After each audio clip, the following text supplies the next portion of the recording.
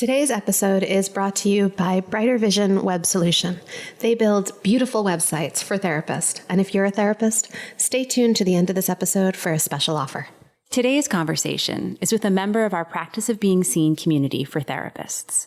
Speaking of the Practice of Being Seen, we want to make sure you know about the retreat we have coming up this August. It's for 13 therapist healers who want to join us in the gorgeous Catskill Mountains of New York. We're calling it Revision. Explore your stories, shape your future. It's a time to really dig deep and root in to who you are and what you have to share with the world. For more, visit us at practiceofbeingseen.com/events. And now, the show. The Practice of Being Seen is about understanding who you really are and daring to share your truth with the world. This is a conversation with and for seekers, creators, and holders of transformation. We believe that stories shape relationships, and relationships shape stories. This is Rebecca Wong, relationship therapist and founder of Connectfulness. And this is Marisa Gowdy, writer and storytelling coach for healers. And this is the Practice of Being Seen. The information in this podcast is not a substitute for help from a licensed mental health professional. Today we have Mercedes Samudio with us. She's an LCSW and a parent coach who helps parents and children communicate with each other, manage emotional trauma, navigate social media and technology together, and develop healthy parent-child relationships. Mercedes started the End Parent Shaming hashtag. It's a movement, really, and she coined the term shame-proof parenting. She's using both to bring awareness to ending parent shame. Mercedes is a leading parenting expert and has an amazing following on social media that allows her to reach the hearts of thousands of parents who feel heard and seen on their parenting journey because of Mercedes' work. She's been featured on the Huffington Post, U.S. News and World Report, Women's Day, and CBS LA. Welcome, Mercedes. Welcome. Hey. It's good to have you. Hey, guys. Thank you so much for having me. We're so glad you're here. You know, Mercedes and I have known each other for, over 2 years now? Yes. Yeah. And the very first time I met you, we were on our way to a conference and I was hitching a ride with you. And I remember that car ride so vividly because we were already talking in that moment. And my first real life impression of you was already about this end parent shaming stuff. And it didn't even have that name yet, but that's what it was already about. Do you remember that ride? I do. I do remember it very vividly. I remember being excited to meet you for the first time because we had been talking online and I had been able to talk to you about so many other things. And I do remember as we were talking about my mission and what I wanted to do and where I wanted to go, you opened up and you're like, I have a story for you. And I was like, okay. And it was really interesting to know that, like you said, the end parent shaming hashtag hadn't been coined or formulated yet, but it was really interesting to know that what I was doing online and what I was talking about was resonating with others. I think that's hard sometimes to recognize, but when you have somebody say, oh, yes, you're the parent shaming person, you're this person, and then they want to share their stories with you, it's like, oh, okay, this is not just me in my head with these ideas. Other people resonate with this. Can you talk to our listeners a little bit and just let them know what this End Parent Shaming campaign is all about? Yeah, it is a huge kind of idea because one of the things that I have learned in all of my work with parents is that every parent who comes to me has never come to me and said, Mercedes, I feel great about what I'm doing with my children. I feel like I've got it figured out. I feel like I'm doing it right. Most of my parents come to me saying, what's happening? And I'm failing and I'm doing it all wrong. And when I begin to peel back the layers of what that means to them, how they kind of conceptualize that idea of I'm failing my children, I would say about 75% of the time, it's not what they really think or even what their children are telling them. It's what others are telling them, other parents, schools, other organizations, other people in the world are saying, your kid needs more of this. You're not doing enough of this. And they're taking all of that on into their parenting identity.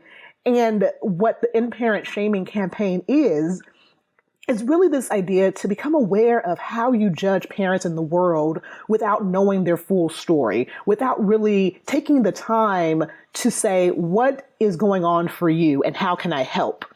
You know what I pick out of that is the phrase parenting identity, because, I'm a mother of two.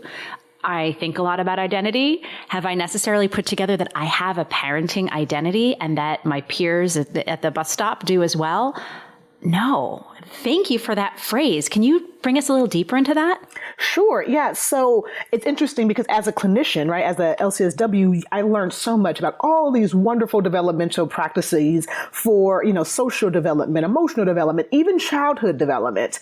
But there's no kind of theory or theoretical framework for how a parent becomes a parent, how they go from being a single human or a human in a relationship to now having this relationship with a child. And I think it's really important that we give a parent the space to find that identity. I think that's where a lot of the shaming comes from, because no one really knows what a parent is supposed to look like. No one really has doesn't have a measuring stick, and we don't really have a framework to say, oh, a parent is supposed to be feeling like this at this time. Okay, they're supposed to be thinking this. Whereas if you go with child development, you're like, oh, 2-year-olds, yes, that's where they're supposed to be. Oh, 10-year-olds, okay, that's where they're supposed to be. And so we have more empathy for them. But what's a parent of a 2-year-old or a parent of a 10-year-old? Right. What are they supposed to be feeling, right? So if a parent of a 2-year-old is like, I wish I hadn't done this, is that appropriate for them at that time? Most of us know that just from, being around parents and being around kids. We're like, yeah, that makes sense. But there are always those outliers, those people who really don't understand it because there's no framework for it. And as you guys probably know, as people who deal with healers, when there's not a framework, there's a lot of space for misinformation and communication errors when there's no framework to go back to. Mm-hmm. Marisa and I are sitting here smiling at each other. Maybe we should give a little bit of a backstory. We've recently interviewed a few other transformation professionals, and the idea behind needing this framework, this thing that holds you, has been a theme that's been showing up in interview after interview after interview. And it's both about understanding your own identity and how to hold yourself, but how to also offer a helpful, true, authentic definition for those around you. Because if you don't create one for yourself, it may be in marketing, you might call it a label or your marketing message. But in terms of as an individual, if you don't stand in, this is who I am as a parent, then everybody else around you makes it up. And they're probably going to get it wrong. And they tell you all the things that you should do. Yes. That's a very huge piece of the shaming piece of it, which I think is, every parent is hoping to raise a child who is going to be an active and healthy participant of the world. And, no one really tells you how to do that. But you do have a lot of people telling you what you're doing wrong. I deal with mostly kids who are a school age and tween age. And all of my parents, as they talk to me about how they identify their child, how they respond to their child, it's usually from what other people in the community and what other people in the world are saying. So they're saying your kid can't sit down, your kid needs medication. The parent is thinking, oh my God, my kid, something's wrong with them. And I think that shame really disconnects the parent from really connecting to who they have in their house versus what their vision was of their child, or versus what other people feel their child should be at a certain point. I just want to tie a couple ideas together that piggyback off of that, but also what we were saying at the beginning, when you and Rebecca connected over Rebecca wanting to tell you a story about this is the time that I felt shamed. And you said, I know you have so many other people share those kind of stories with you. So knowing we're all walking around with our own personal stories. And then earlier you were talking about, what is a parent supposed to look like? And that got me thinking, who do we have as the archetypes, as the characters of this is what a parent looks like and this is what a good parent looks like? And I find myself going back to 60s sitcoms I never watched. And I was born in 1979. We have these outmoded kind of public stories that don't hold our individual experiences. And, that just seems to me must be a really important part of the work is defining who you are as a parent and then looking around the social stories around you, in pop culture even. Yeah. And I would say even go a little bit further, which is, I think, where our parenting, where like when we're looking at, okay, what is a parent supposed to be doing? I think it changes with what's going on in our world, society wise. So I would say, as someone who was born in the 80s, over the past like 3 decades, there's been this change of a parent's responsibility. So before, when I was growing up, parents were able to kind of have a village, right? And parents were like, well, if you're playing in the community, anyone in the community who was an adult and a respected figure could tell you what to do. And over, I would say, the past 30 years, that's changed so much. There is no more that community. It's always, just me and my family and whoever kind of becomes part of my family unit, but it's usually just me and my family. So when kids are out in the street or out in the community, no one's able to say, hey, something's wrong with your kid, because again, there is this idea that I need to be defensive. I need to make sure that my kids are okay. I don't have to worry about your kids. You figure out your own kids. And I don't think that's something that parents necessarily did. I think that's something that society began to do when that shame began to come up, that everyone began to isolate and hide more because I don't want to be shamed. I don't want anyone in the community to tell me about my child because I don't want anyone in the community to know where my errors are or my flaws are in my parenting. Is that kind of a chicken and the egg thing in terms of what happened first, the shame or the community erosion? If I was going to posit it, I would definitely say yes. And I would say it might even come from, and this is just me hypothesizing and really just coming from my experience of working with families over the past 10 years, I'd say with the emergence of research that talks to us about how childhood trauma follows us into our adult lives, I think that has really kind of given a lot of foundation to shame, where you have this research that's kind of validating how to care for children, but I feel like people have kind of taken it and mutated it into this idea of what parents should be doing so they don't mess up their kids, so we don't have a messed up society.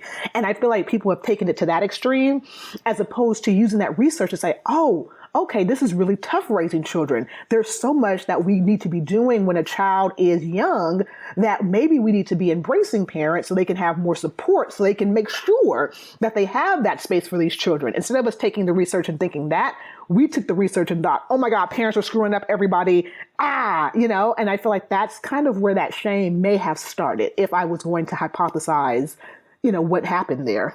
Talk about the law of unintended consequences. Right. Ooh, and that human tendency to judge suddenly got a brand new stage to stand on. Right. It's got a lot of research. And now people cite all types of research. One of the things that people cite with me is the ACEs study, the Adverse Childhood Experiences study. And so people say, see, Mercedes, this is why you got to shame parents. This is why you got to let them know. And I say, actually, let's look at the ACEs as the people who are raising children now. They probably had adverse childhood experiences that they are carrying into their parenting identity. So if we're shaming them, really what we're doing is we're re-victimizing them. We're not helping them heal, which is not helping them raise their children in a more secure way. Exactly. Exactly. I'd like to pause this just for a second because obviously the word shame is coming up so many times in this conversation. And I think we have a shared idea of what that word means. But I'd love to have you kind of bring us into a deep dive, Mercedes, because we use that word a lot in our culture. Brene Brown has given us such a gift and really starting to deconstruct it. But help bring our listeners in with you to that term. Yeah. And, you mentioned Brene Brown, and I really do want to give her credit for even kind of giving me the foundation for what does that look like in your parenting identity. So for me, I feel like the shame, and I'll keep it within the wheelhouse of parenting identity.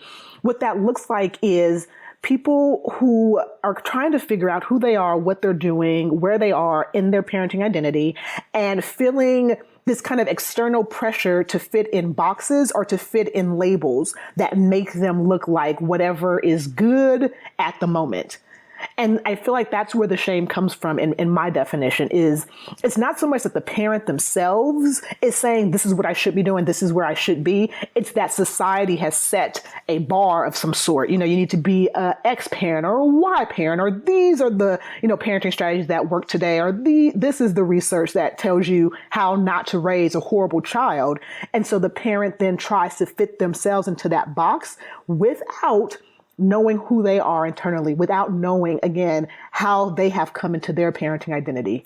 They're just trying to fit into what the quote unquote right way is to do it. And I think that's where the shame comes from. I was recently at a workshop with Terry Reel, and one of the things that he said was that shame and grandiosity share the same energy, and that's that they're both two sides of contempt, so that the contempt is in grandiosity, it's directed outwardly, it's directed at other people, but in shame, it's directed at the self. Wow. I think that's a really great kind of conceptualization of it. Yeah, me too. I don't have anything to add there. I'm like, that works really well, I think. And contempt is such a big, heavy word to hold. We don't use that word all that often in conversation. Yeah. Because it kind of stops you in your tracks, right? Well, it breaks down relationships. So whether we're talking about a marital relationship, or we're talking about a parent-child relationship, or a relationship between a parent and their own identity, or a parent and society, it breaks down a relationship. Right. And it has such a negative connotation, I think, when we hear contempt. And I think that's what happens when we hear words like shame, contempt, and things like that. I think it has such a negative connotation that people tend to do what you say. They tend to disconnect from it, as opposed to saying, okay, how is this showing up for me? Yeah. You know, what's coming up for me right now is this old little nursery rhyme that I grew up with my grandparents. They would sing it to me in Yiddish or German or Polish. I don't even know which language they were singing it in. Maybe some of our listeners will. But it was just like whenever I would do something wrong, or somebody would do something wrong, or whatever, they would sing Shisha Shamedi Alle Leute sehen die, which roughly translated to something like, shame on you, the whole world's watching. It's so interesting. The one word that one can recognize in there is shame. Is shame. And I wonder, it may not even be, it may not that's be why the I just have this like, oh wow, look at that, there it is. Right. Yeah. Shame on you. Talk about internalizing shame. Shame on you, the whole world's watching. The whole world is watching. Yeah. Yeah. And I think that's what a lot of parents feel, that's it. Like, especially once your kids become school age, I think until then you can kind of hide out, if you will, and kind of stay within your own bubble. But I think once your kids go to school and then you start to interact with other parents, your kids start to be around other kids, and you start to be around other people who are now watching you and your family, I think that, the whole world is watching now, and that's how it can feel. Even though it's just your school or your community that's watching, it can really feel like, oh my God, I'm on display here. I'm being seen. Yes. And often there's no way to fit in the right way, right? Because as you were kind of talking before and defining parent shaming for us, I was thinking of, it was an article or a Facebook post I read somewhere about how appalled someone was that a mother shushed or soothed, depending on your language, her toddler in the checkout line by whipping an iPad out of her purse. And so the mother was probably choosing between, am I going to be here for my kid to melt down that he wants M&Ms and I'm saying no? Or am I going to, maintain the quiet and the peace and soothe him with what I know works?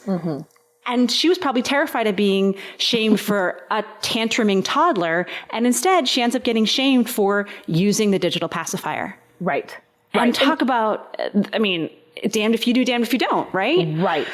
Right. Exactly. And that's where I think, again, going back to society and us not really having a framework to understand what parenting looks like and how it looks as society changes. So I would say maybe like 10 years ago, yes, that would be crazy to do that because there were so many other ways to work with our children. But I think now we live in a world where everyone's kind of tapped into tech. I mean, I find myself getting on my phone when I'm in line waiting for anything. The 2 seconds I have to wait for anything, I pull out my phone. And so I think when we get mad at our parents or we judge our parents for that stuff, we're ignoring the fact that parents are trying to figure out who they are, what's best for them and their family in a society that's really plugged in.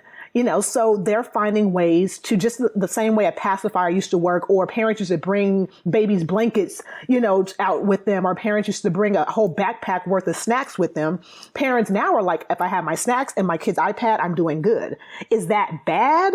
Who knows? We won't know until, 50 years from now when we are looking different. But I think in the moment, we really have to look at, okay, how has society changed and what resources are parents able to use now to kind of manage their child's behavior in the world, as opposed to just shaming them and judging them, really stepping back and saying, well, if this kid is not tantruming, what's wrong here? I'm noticing my own reactions to to this conversation right now, and I'm noticing that I'm very quickly going into a place that I'm then noticing and saying like, oh, wait, hold on. We're having a conversation about shaming parents. Don't go there yet. Because in my head, I'm going to the place where, well, technology is not the answer. And like, it's not good that I'm on my phone all the time. Like, I'm very quickly going right there.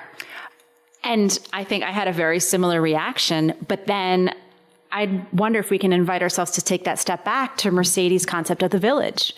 What is it that a mom has to lug a toddler to an incredibly long grocery store trip? Wouldn't it have been better if kiddo could stay home with grandma or auntie or some member of the village rather than bring a child into a place full of brutal temptation with so many beautiful wrappers and toys? And that mom even has to go to a grocery store. I mean, like, she's not growing the stuff in her backyard anymore. Right. Or taking a, walking down to the local market and picking up just enough for dinner for that evening. And that the kid isn't going hunting with dad. Like, we could step it all the way back. We can go all the way back. So back in Eden, what was parent shaming like? Right. There's a snake walking around telling them, hey, you're doing it wrong, Adam and Eve had no models. Exactly. They didn't. Exactly. But you know what's funny? I love that we went there, and I love that you shared what's coming up for you, because here's the deal. What I was thinking as you were sharing, okay, what's coming up for me, and you were thinking, is tech the answer? I began to ask myself the question I ask all of my parents, which is when they began to tell me their story, whatever it is, what's going on for them, where they got it from, I always say, where did you get that from? Who told you that this wasn't right? What kind of came into your awareness to make you feel adverse about that? And usually it's outside stuff. It's not what's going on for you all the time. It's usually outside stuff. So I think about, the fear mongering that goes around technology, especially with kids and parents now, which is like, technology, bad, keep your kids away from it. As opposed to us saying, well, technology is a part of our lives. So how do we as adults first learn how to manage it ourselves? How do we learn how to be aware, not dismissive of it, but aware of how much we're using? And then how do we then model for our children the same? And I think that you're hitting on something right there. Okay. So we have all this research now that talks about the dopamine effect that technology has on our brains, but that's not the thing. It's not get it away from the kids. It's look at what we're modeling for our kids. Are we on our phones all the time? Is that the way that we pacify ourselves? Because if it is, then we're not going to have much luck not giving technology to our kids. I agree. Right? I agree with that. So it's this like, yes, technology has an effect on us. There's a reason that people like Steve Jobs did not let his kids on iPads. Like there's people who use technology who are really in it. They know the effect that this stuff has. This stuff's not really up for debate, but the part of it that is really like the conversation is we can't be the duality again. Mm. We can't be like in this space of, well, I can do it, but you can't. Yes. And I think that's something that's very generational. Like, I think every generation has one of those, well, we're adults and you're a kid, and I feel like our generation, the kids that are coming up now, it's technology. I feel like for me, it was like TV shows when I was growing up. I can watch that, but you can't, when it came to like, rated R stuff, and, you can go back and back. But I think there's always going to be this idea of the kids, number one, I feel honestly are always going to gravitate towards whatever is new a lot quicker than the adults in society will. Once the adults get aware of it, then it becomes kind of our job as stewards of the next generation, not just as parents, but as stewards of the next generation to figure out how do we do this in a way that will get us the next, generation or the next era of our existence without it damaging us. Mm. And what I'm thinking right now is that it feels pretty effortless for us to raise a generation of non-smokers. Right? Because that's not an addiction that we've personally struggled with or they've watched. Right. And so... Okay, wait, hold on. I know people that still struggle with that.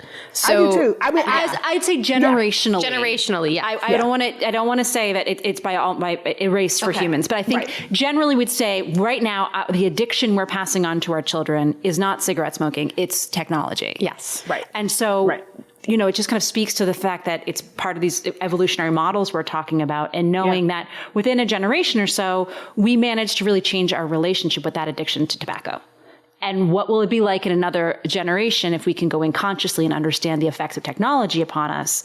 And obviously it's a different animal because there's so much good and benefit in technology and we're not going to erase it. You know what I would even say? I would say, look at, again, I'll age myself. I'm 31, right? So when I was in high school, I remember music being a huge issue. Music was like, oh my God, music is killing kids. Music is making everybody crazy. And now I feel like we don't have that same issue anymore, right? When you think about generational stuff, as you were just talking about, it was like video games and music and violence on TV are going to destroy our generation. That was my generation. And now we have a whole group of people who are in their 30s going into their 40s who are like, yeah, we're good. So it's like, how do we figure out, again, without shaming parents, without shaming the stewards of the next generation, how do we figure out how to say, okay, these are the risk associated with this new technology or with this new, fangled thing, whatever it is? How do we figure that out? And then find other ways to have this be in our world without it damaging us? I think that becomes the question. You get the research, it tells us where we are with the risk, and then we use that research to say, hey, how can we help people? Not how can we condemn people, how can we help people? And create a framework. Right. I'm laughing because I'm hearing your words and I'm like, oh yeah, it was music videos when I was a kid. Yeah. Like MTV was brand new. That was the best part of babysitting, to see if the house had MTV, and I watched a Prince video. Oh my goodness. Yeah. They were going to ruin us. But Exactly. so I'm hearing this. What I'd like to do next, Mercedes, is I'd like to dive in a little deeper with you. Okay. Let's do it. Where'd your interest in parent shame come from? Ooh, you did go deep, didn't you? I did. So I'll be honest with you, it's kind of multifaceted, but I'll start with kind of the deeper part of it. And it is my own childhood, my own relationship with the woman who raised me, and kind of going through my own healing journey with that. We don't talk now, and I talk about that, in my book of how that happened, but I realized that the reason why we were so disconnected was because of the shame that came with who she was to me and how she came about being my mother, because she's not my biological mother. And so in our culture, in my culture especially, substance abuse and having grandmothers take care of their grandchildren was a huge issue, but it was still a lot of shame going on there.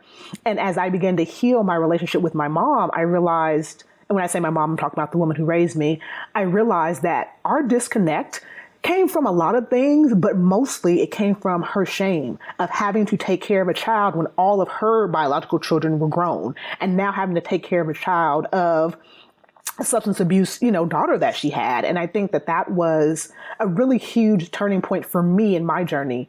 I had already begun this work by the time I had my own healing and went through that. But when I had my own breakthrough and realized that's what happened with me and my mom, it really started to change the way I saw the parents I was working with. I always had empathy for them, but I really began to look at, I wonder if shame is one of the many things that disconnects a parent from their child. And as I began to explore that, it became this common thread of yes, the more shame I feel, the more disconnected I am from the human who's causing that shame in my life. It's so powerful. Thank you for sharing that with us, Mercedes. Yeah. I think your story also helps ground us. It helps us root into just how normal an experience this is and how it really shows up in so many of our lives in so many different ways. I agree. It's interesting, if you don't mind me saying, I think a lot of people who have heard my story have said, have you ever thought about just working with mothers of narcissistic parents or women who have narcissistic mothers? And I said, I always say very graciously, because I know that there's a huge, kind of population who does that. There's a lot of books about it. But I decided not to go that route because I think that, again, the narcissistic mothers, whether they have an actual diagnosis or not, are still contending with what it meant to be a mother in their era, whatever that meant. Marissa talked about the 60s mom, that's a huge pressure, to be that mom, or the 70s mom or whatnot. And I'm not saying that, I'm not being dismissive of the women who have been harmed by their mothers who could not love them. But what I chose to do, because I'm in that bucket of being harmed by a mother who didn't love you, but I decided to take it the other step because I wanted to do what I've been talking about this whole time, which is create an era of parenting where we're not condemning parents. we're not saying my abuse is your fault, but we're saying, wow, it must really be hard to be a parent without a framework. It must be really hard to raise another human while you're still trying to figure out how to be human yourself. And there's no framework for the latter part of that, right? There's no framework for being a parent. How do we create a new era where there is a framework? Which I'll just plug, that's what I want to do in my doctoral dissertation, but we'll see when I get there. But it's like, I really want us to figure out what can we have an Erickson's, social development model for parenting? Can we have that? Just so people have this framework of, it's okay for me to feel this way with my kid at this age. I'm not abnormal. Oh gosh, you're so not abnormal. And I think, this brings me even a little bit deeper. I know you pretty well. And I know that if it's okay that I go here. Yeah, go for it. Okay. I know that for you, one of your professional struggling points has been some shame that you have felt in some capacity over, you're working with parents, but. Yeah, I'm not one. Yeah. I'm not a parent. No. I'm not. And, my husband and I actually decided this year that we weren't going to be parents because that wasn't something we wanted to do in our marriage and in our relationship. But I think what I've been able to do through my own shame story of that, like, oh my God, who am I to be out here helping people, talking to parents, and I don't even have the experience of a parent. I think I'm coming from this point of, I am the kid of the parent that I want to help. That's the part that I come from. I'm not coming from the expert part. I'm not coming from the LCSW part. I'm coming from the part that I am the kid of the parent that I want to help. It's so refreshing because you're not coming from that expert place. You're not coming from the place of, well, this is how I did it. Mm-hmm. Right? You're coming from, this is what it feels like on the other side. Mm-hmm. Mm-hmm. And that's such an opportunity for re-education is the first word that comes to mind, because I remember being approached when I had a very small child by a parenting coach who was not a parent. And I think she and I kind of looked at her like, if you haven't walked this journey, how do you know? Well, if she had come to me when I was trying to parent a 13-year-old and could have said, I'm holding the experience of what might be like to be your kid, it would have been a completely different scenario. Mm-hmm. Yes. Yeah. I've been reworking Brene Brown's it's not her quote, but it's a quote she uses quite a bit, the arena speech, right? And I remember thinking, oh my God, when I first heard that, God, she's right. I need to be in the arena. I'm not in the arena with my parents. And then I realized, yes, I am. I am. I'm just in the arena with a different shield and a different armor than they are. So my parents are in the arena with their parenting defense mechanisms, with their own understanding of what it means to be a parent. And I'm in the arena with my own defenses of what it means to be the kid of that parent and what it means to want to help them. So I'm in there with them. I'm not above them. I'm not in the bleachers. I'm not judging them. I'm in there fighting right alongside them, saying, we're going to get your family where you want it to go. Let's get in there together. And that's how I feel about it, if that makes sense. Yeah, it does. It does. It's funny. I'm just kind of sitting right now with that. I mean, I'm loving, Roosevelt's idea of the arena and how Brene used it so perfectly.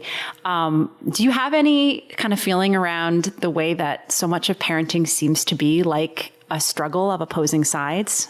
Yes. And bring us there a little bit. I've always said this, and I think it's something that might answer this question, which is, as a human on your own, you figure out how to put everything together in a neat little box. Most of us, before you guys became parents, you had it all together. You looked really good on the surface. And what kids do is they come in because they haven't reached that point yet. They're on their way there. They haven't reached that point there, and they're literally pulling everything out of the boxes you've put together. And I think that's why it's so difficult. You have these little humans who are on the opposite of where you are now. They are in pure humanity, pure authenticness. They haven't learned any of the defense mechanisms yet. They haven't learned any of the societal niceties yet. They're just pure human. And I think that if you are someone who hasn't done your own healing work, that can be really jarring for someone who's tried to live their life as together as they think they should. Wearing all that armor. Yes. Yes. Yeah. A kid will come in and just put, like, you know how you have those hang strings on your clothes? A kid will come in and just pull it and unravel your whole shirt. You know, where you'll try to tuck it in and be like, oh, I'm good. Your kid will be like, Mom, what's this? And just pull it. And you're like, oh God, you're exposing me.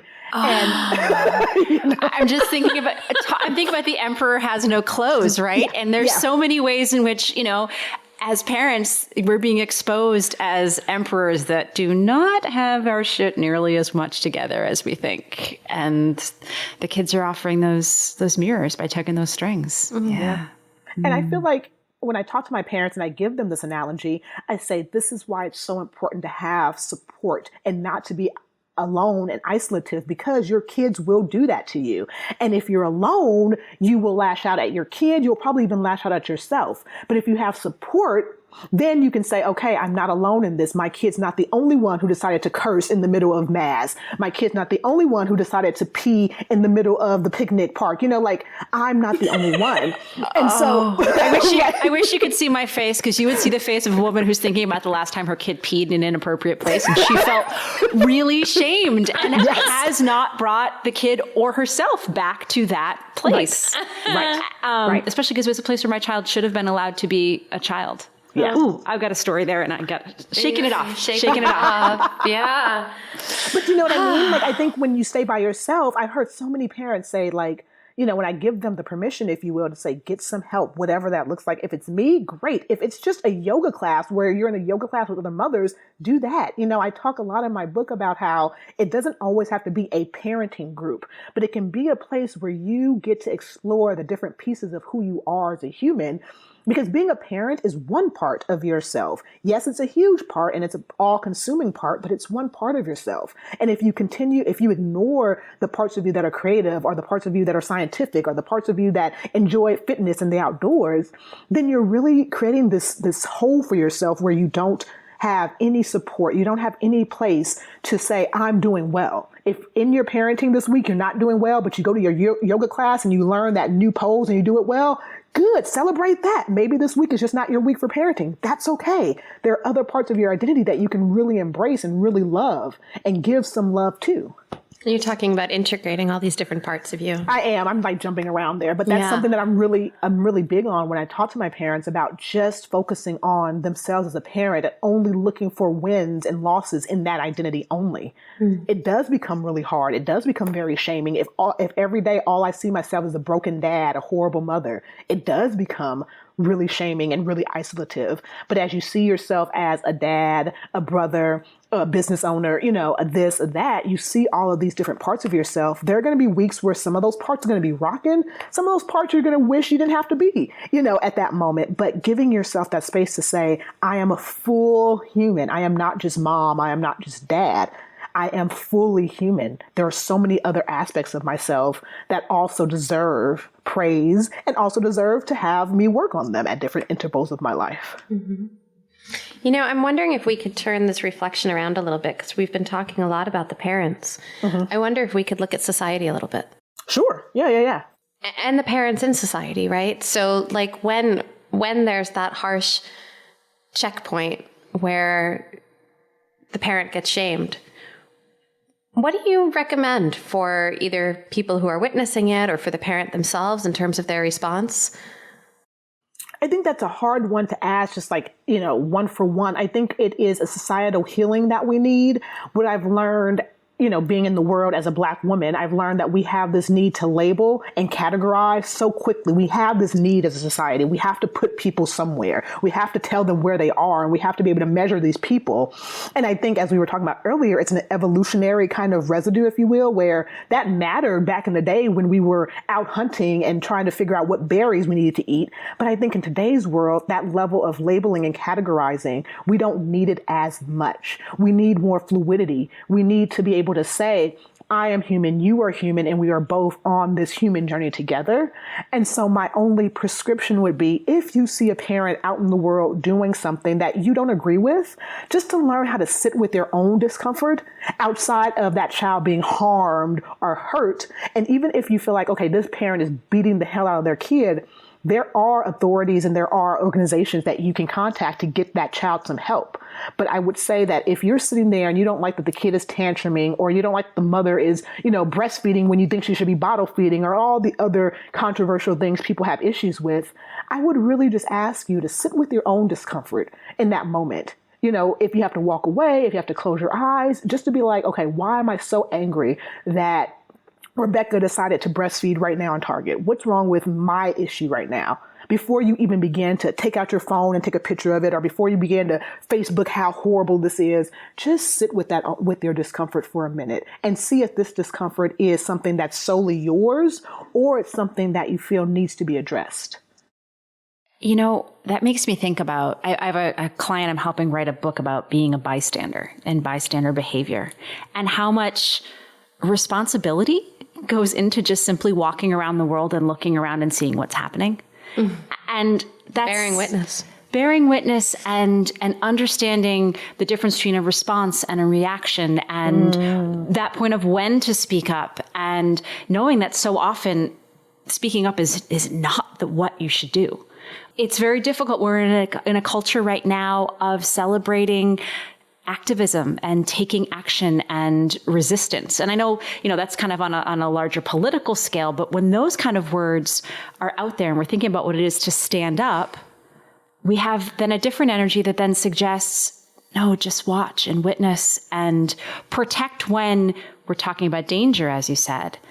There's a dissonance there. That's kind of a difficult thing to hold both. I'm in terms of holding both. Mm-hmm. I'm going back to an earlier interview we did recently with Carrie Nola. Mm-hmm. And I'm thinking about how we were talking a little bit about the feminine and the masculine, but we were talking about it in terms of doing versus being. Mm-hmm. And as you were just talking, I was thinking, bearing witness is a form of being, right? It's a form of dropping into yourself, and activism and doing something is the doing, right? So part of our society is very doing, we are very much the doers. We are I'm going to tell you what I think about you. I'm going to tell you what you should be doing differently. And we're afraid not to do that, or else we'll be steamrolled by someone else's agenda, right? There's a lot of fear in that. Yeah. Yeah. My rule of thumb is this. Most of the time when we're seeing people out in the world, if we don't have a connection with them, standing up to them or going up to them is probably going to cause more issue and more dissent than actual change. As someone who, again, is clinical, I think about the states of change and how if my defenses are up, I'm not going to go to those states of change at all. It's such an interesting conversation, though, because there are certainly times and places in today's world where you don't want to not say something. Like when, if you were to see acts of terror happening or racism or there's certainly places where you step up. I think for a lot of people, it's becoming really hard to delineate and decide where do I keep my mouth shut and where do I say something? But here's the deal. Even in those moments, if I walk up to somebody because I see things happening that are racist or sexist or bad, and I say, hey, this is not okay, that doesn't always mean that person's going to change at that moment, but I might just be helping the person who is being offended or hurt. But I feel like in the instance of a child and a parent, you're probably thinking I'm helping the child, but at the end of the day, that child has to still go home with that parent. So that's how I think about it in terms of the parenting relationship. I think if I go up to Rebecca right now and say, Rebecca, I don't like how you're raising your daughter. This is just, you should not be doing this. You're not going to stop and say, oh, you're so right. Thank you so much. You're going to say, okay, get you and your kids, get in your car and go home. And now you have to deal with the shame of being exposed that way at home by yourself with the two people who caused that event to happen. So it seems like the difference between intervening in an intimate relationship opposed to, say, you're watching something, between a clerk and a customer at a gas station. Right. I hear that. And yet there's also this piece of me, the therapist who sits with grown-up adults who are still working on their childhood shame parts. Yeah. But sometimes it would have been nice to have that other person say something and for that child to feel seen, even if there were repercussions once they got home. Yeah. So I'm just I'm holding both. I'm not saying that one is right and one is wrong. I'm just holding both. That sometimes it's hard not to speak up. It's hard Yeah. not to say something. Yeah. If I can kind of just throw in kind of another thing to hold and think about, that's kind of my idea of shame-proof parenting, though, is this idea that when the world comes at you, however it is, you have enough reserves, you have enough tools to go home and do the reflection that you need. And that's kind of why I talk so much about this idea of being shame-proof. It's not about being shame-free, because I'm not really sure if we can live in a world as other humans and be shame-free. But I think we have to really understand that shame plays a huge part in how we respond to our families and to ourselves. And if someone does say to you in the street, they don't like how you're parenting, the way you're doing it is wrong, how do you take that back home with your shame-proof tools, with your shame-proof framework, and say, okay, is this something that I really need to work on? Or is this something that's just about that person and their own discomfort? How can I do that as a parent for myself? That's an important distinction to draw. Yeah. Yeah, absolutely. Absolutely. So Mercedes, as we kind of land here, because I think this is a really good place for us to kind of land today, can you tell us a little bit more about how our listeners can learn more? I know you have a book coming out. So you can pretty much start at my website, which is shameproofparenting.com. And from there, you can access, my book. It's coming out April 25th, which is this month. And I am excited for that. So by the time I'm sure you guys get to my website, it'll be out, or you can at least get on the list to know when it comes out. You're not seeing Maurice's face. She just went through like a little whirlwind, like, holy cannoli, the books are already here. It is. That's how I'm feeling as well. I'm like, oh my God, it's actually like, I'm not just talking about it. It's going to be a physical thing. That baby wanted to get birthed. I feel like she came into the world pretty darn quick. Yeah. Yes. I agree with that 100%. And then again, from there, you can find my blog stuff, all of my social media is on my website as well. So you can connect with me from pretty much starting out at my website. Awesome. Thank you so much. It's been such a pleasure to talk to you. It always is. Thank you guys so much for having me. Yeah. Thanks for being with us. We want to thank today's sponsor, Brighter Vision Web Solutions. Brighter Vision is the worldwide leader in custom therapist web design. For only $59 a month, you get a website that is as unique as your practice. You get unlimited tech support so you never have to deal with those headaches, and complimentary SEO, so your website can be found by your ideal client through a Google search. Please check out the show notes for a special offer for Practice of Being Seen listeners, 1 month free. It just so happens that today's guest, Mercedes Samudio, is a Brighter Vision customer. Here's what she's had to say about her experience with them. What I love most about Brighter Vision is their willingness to work with you each step of the way as you develop a site that truly reflects you and your business. No matter what ideas or vision I have, they've always exceeded my expectations on what they deliver. Find out more and get that special discount offer when you visit our show notes. And please remember, August 13th through 16th of 2017, we're holding our first Practice of Being Seen retreat for therapist healers. It's called Revision. Explore your stories, shape your future. Find more at practiceofbeingseen.com/events. So for more great content, check out practiceofbeingseen.com and spread the word by subscribing, rating, and reviewing the podcast. Music written and performed by Christopher Ferris and produced at Kidney Stone Studio.